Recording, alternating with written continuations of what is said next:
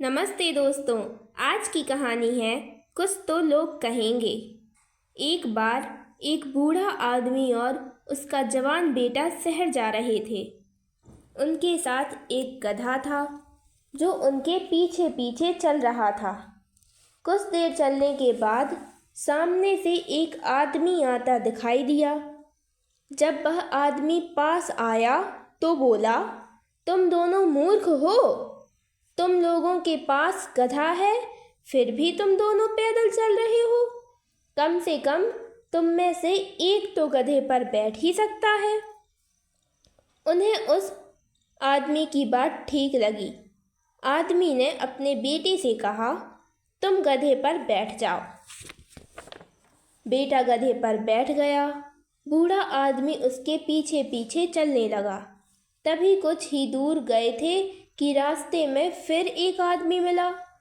लड़के को गधे पर बैठा देखकर बोला, अरे शर्म कर, बूढ़ा आदमी पैदल चल रहा है और तू गधे पर बैठा है।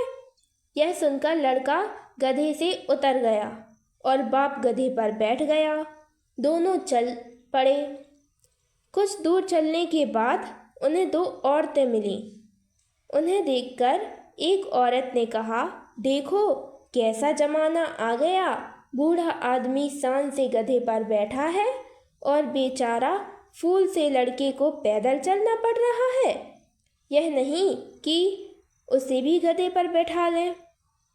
बूढ़े आदमी ने उन औरतों की बात सुनी तो बेटे से कहा, बेटा ये औरतें ठीक कह रही हैं। तुम भी मेरे पीछे बैठ जाओ, थक गए होगे। अब बेटा भी गधे पर बैठ गया। वे धीरे धीरे चलने लगे। दोपहर का समय हो गया। गर्मी बढ़ गई थी। थोड़ा चलने के बाद उन्हें 3 आदमी मिले। उन दोनों को गधे पर बैठा देखकर एक आदमी बोला, अरे शर्म करो, तुम्हारे अंदर दया है कि नहीं।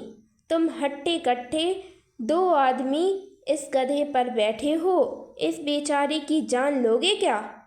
यह सुनकर वे दोनों गधे से नीचे उतर गए और पैदल चलने लगे। गधा उनके पीछे पीछे आ रहा था।